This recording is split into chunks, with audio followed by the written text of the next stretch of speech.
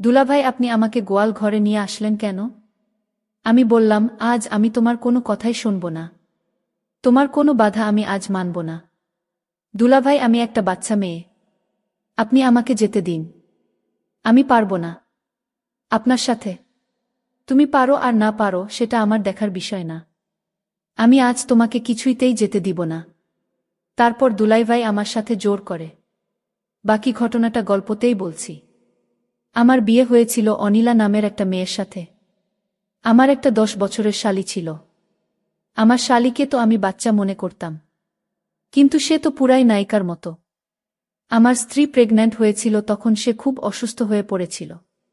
তাই বাড়ির কাজকর্ম ও তার সেবার জন্য আমার স্বামীকে আমার বাড়িতে নিয়ে এসেছিলাম, কারণ আমার বউ যখন চিকিৎসার জন্য হসপিটালে গিয়েছিল আর আমি অফিস থেকে যখন বাড়িতে এলাম, তখন আমার শালী আমাকে বলল, দুলাভাই আসুন আমরা গোয়াল ঘরে যাই। তারপর আমার শালী আমায় গোয়াল ঘরে নিয়ে আমার সাথে যা করেছিল তা শুনলে তোমাদের মাথা নষ্ট হয়ে যাবে। আমার বউ অনিলা খুবই চট্টে মেয়ে, আর আমার এরকম মেয়ে পছন্দ। কিন্তু সমস্যা সেই সময় ছিল যখন অনিলা প্রেগন্যান্ট হয়। ডাক্তার তাকে বিদেশ নেওয়ার জন্য বলে, কেননা ওর ভিতরে ভিতরে খুব দুর্বল ছিল। আমাদের বাড়িতে এরকম কেউ ছিল না যে ওকে বসিয়ে সামলাতে পারে। এই কারণে আমাকে বাধ্য হয়ে আমার শালী সীমাকে আমাদের বাড়িতে রাখার জন্য আমার শাশুড়িকে বলতে হয়, কেননা বাড়িতে শুধু আমি একাই থাকতাম। আমার শুধু এক মা ছিল, সে অসুস্থ হলে শাশুড়ি আমার কথা শুনে আমার সাথে আমার ছোট শালীকে পাঠিয়ে দেওয়ার জন্য রেডি হয়ে গেলেন। আমার শালীর বয়স 10 বছর, কিন্তু সে হয়তো একটু পাগলা টাইপের। আমাদের বিয়েতে সে আমার দিকে তাকিয়ে হেসে যাচ্ছিল। আমি ওর হাসির জবাবে যখন হেসেছিলাম, তখনও লজ্জাতে দৌড়ে বাইরে চলে গিয়েছিলাম। ওর ব্যবহার দেখে আমার খুব অদ্ভুত লেগেছিল। যাই হোক, আমার শাশুড়ি স্বামীকে ডেকে বলতে লাগলেন, সীমা, নিজের কাপড় চোপড় ব্যাগে ভরে রেডি হয়ে নে, তোর জামাইবাবু তোকে নিতে এসেছি। এই কথা শুনেও তাড়াতাড়ি করে নিজের ঘরে চলে গেল। আর কিছু সময় পরেই একটা ছোট্ট ব্যাগ নিয়ে বেরিয়ে এলো। আমি বাইকে করে আমার শ্বশুর বাড়িতে এসেছিলাম, এই কারণে নিজের বাইকে ওকে বসাতে হতো। আমি ওর ব্যাগ সামনে রেখে দিলাম আর ওকে পিছনে বসার ইশারা করলাম। ও মোটরসাইকেলে বসে পড়ল। এই অবধি ঠিকই ছিল, কিন্তু যখন অর্ধেক রাস্তা গেলাম, হঠাৎ এই ঘটনায় আমি চমকে উঠেছিলাম। কপাল ভালো যে আমি মেন রোডে নেই, না হলে হঠাৎ করে এই ঘটনায় হয়তো অ্যাক্সিডেন্ট করে ফেলতাম। আমি তাড়াতাড়ি করে মোটরসাইকেল সাইডে দাঁড় করিয়ে ওকে বললাম, এটা তুমি কি করছো? কারণ আমার শালী সীমা মোটরসাইকেলে বসে আমার সাথে দুষ্টুমি করছিল তাই। তোমার যদি মোটরসাইকেলে ভয় লাগে, তাহলে তোমার যদি ধরতে হয়, তাহলে তুমি আমার কাঁধের উপর হাত রাখবে। আমার কথা শুনেও তাড়াতাড়ি করে ঠিকঠাক হয়ে বসল। এরপরে আমি ওকে বাড়িতে নিয়ে এলাম। অনিলাকে দেখে খুব খুশি হয়েছিল। সমস্ত কাজ অনিলা সীমাকে বুঝিয়ে দিয়েছিল। সীমা জলখাবার অদ্বিতীয়ার ঘরে নিয়ে দিত, আমার অফিসের কাপড় আয়রন করে দিত। একদিন আমি আমার বাথরুমে স্নান করছিলাম। বেশিরভাগ সময় যখন শরীর খারাপ লাগত, তখন ঘর থেকে বেরিয়ে বারান্দায় গিয়ে বসত। এখনও বারান্দাতেই বসেছিল। আমি বাথরুম থেকে বেরিয়ে হঠাৎ ঘরের মধ্যে সীমাকে দেখে রাগে আমার অবস্থা খারাপ হয়ে গেল। হয়তো আমার আয়রন করা কাপড় রাখতে এসেছিল, কিন্তু ও ফিরে যাওয়ার পরিবর্তে ড্রেসিং টেবিলের সামনে দাঁড়িয়েছিল। আমাকে দেখেও ঘাবড়ে গেল। আমি বললাম, তুমি এখানে কি করছো? কোনো লজ্জাশরম আছে কি তোমার? আমি বললাম, কি আমি? যাও আমার ঘর থেকে, অদ্ভুত বোকা মেয়ে। সীমা আমার এরকম কথাতেও চোখের জল ফেলতে ফেলতে ঘর থেকে বাইরে বেরিয়ে গেল। আমি রাগে গজগজ করতে করতে নিজের কাপড় পরে যখন বাইরে এলাম, তখনও অনিলার পাশে বসে কান্না করতে করতে বলেছিল, দিদি, আমাকে বাড়িতে রেখে এসো, আমি তোমাদের বাড়িতে থাকতে চাই না। জামাইবাবু সবসময় আমাকে বকতে থাকে। তোমার এই লিপস্টিক আমার ভাল লেগেছিল, তাই আমি একটু লাগাচ্ছিলাম। আমাকে ঘর থেকে বাইরে আসতে দেখে অনিলা আমাকে বলতে লাগল, সুজন, কি সব কাজ করো না তুমি? আমার এই বাচ্চা বোনটিকে শুধু শুধু এত বাজেভাবে বকছ কেন? তুমি বাড়ির সমস্ত কাজের দায়িত্ব ওর উপর এসে পড়েছে। বিয়ের আগে কোনোদিন আমি ওকে দিয়ে কোনো কাজই করাতাম না, কিন্তু এখন ও আমার অসুবিধার কারণে এখানে এসেছে। তাই তোমার নিজের ব্যবহার ওর সাথে ভালো রাখা উচিত, কিন্তু তার পরিবর্তে তুমি সব সময় ওকে বকতে থাকো। আমি অনিলার কথার কোনো জবাব দিলাম না, বরং বকা দেখে অবাক চোখে ওর দিকে তাকিয়ে রইলাম। ওর বোঝা উচিত ছিল যে কোনো সময়ে ওর বোনের কোথায় থাকা উচিত। আর কোথায় থাকা উচিত না। আমি জলখাবার না খেয়ে অফিসে চলে গেলাম। আমার হৃদয় থেকে বিরক্তি অনুভব হতো, কেননা ওর কাণ্ডকারখানা কিছুটা সেরকমই ছিল। একবার আমি ক্লান্ত হয়ে অফিস থেকে তাড়াতাড়ি বাড়িতে এসে দেখলাম সীমা ঘরের দরজা বন্ধ। আমার মনে হলো হয়তো নিজের ঘরে আছে। আমি নিজের ঘরে ঢুকে দেখলাম অনিলা চাদর দিয়ে মুখ থেকে ঘুমিয়ে আছে।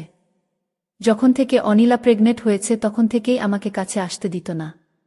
বলতো ডাক্তার সাবধানে থাকতে বলেছে। যদি ওকে দেখে আমার হৃদয়ে অন্য কিছু করার ইচ্ছা হতো। তাই আমি দরজা লক করে অফিসের ব্যাগ এক সাইডে রাখলাম আর বিছানায় উঠে সীমার পাশে গিয়ে শুয়ে পড়লাম। তখন সে বলল, দুলাভাই, আপনি আমার রুমে কেন? আপনি এখানে কেন আসলেন? আপনার সাথে আমার আর কোনো কথা নেই। আমি বললাম, তুমি এমন করছো কেন? তুমি আমার সাথে কেন রাগ করছো? তখন সীমা বলল, দুলাভাই, আপনি আমার সাথে শুধু ব্যবহার খারাপ করেন।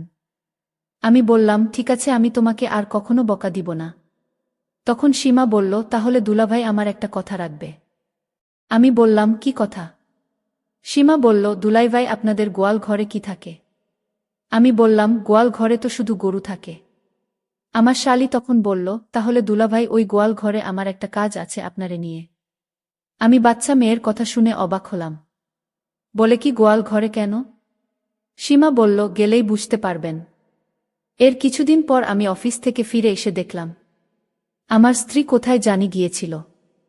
আমি বললাম, তুমি কোথায় গিয়েছিলে? ও বলল, আমার পেটে খুব অস্বস্তি হচ্ছিল। এই কারণে পাশের বাড়ির মাসিমাকে নিয়ে ডাক্তারের কাছে গিয়েছিলাম। তাদের গাড়ি আছে, তাই তাকে নিয়ে ডাক্তারের কাছে চেক আপ করিয়ে এখনই ফিরলাম। আমি বললাম, ডাক্তার কি বলল? ও বলল, ডাক্তার বলেছে এই সময়ে রকম একটু হতে পারে। তিনি কিছু ওষুধ লিখে দিয়েছেন। দিন দিন ওকে খুব দুর্বল মনে হচ্ছিল। আমি অনিলাকে বললাম, তুমি আরাম করো, আমি এখনই আসছি।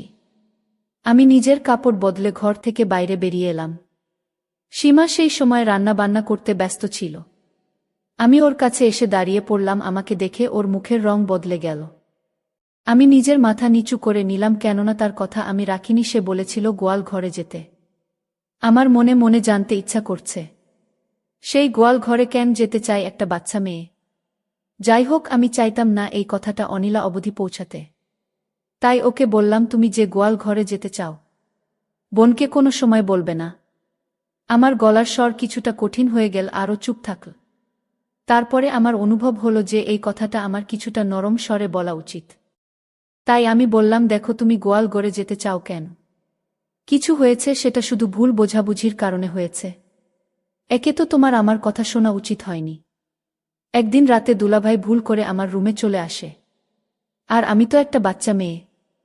আমি চাদর মুখে দিয়ে শুয়ে রইলাম। দুলাভাই আমার বোনের ঘর মনে করে আমার ঘরে চলে আসছে। কিন্তু আমি তো জানতাম সে একটা বাচ্চা মেয়ে। কিন্তু আমার সাথে যে কার্যকলাপটা ঘটল সেটা দেখে আমার হুঁশ হয়ে গেল। সীমা বিভোর ঘুমেছিল।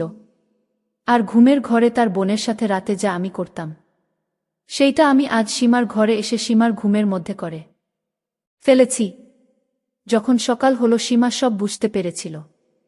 আমার মনে হয়েছিল যে তুমি অনিলা, কিন্তু তারপরেও যা কিছু হয়েছে তার জন্য আমি তোমার কাছে ক্ষমা চাইছি। কিন্তু প্লিজ এই কথাটা অনিলাকে বলো না।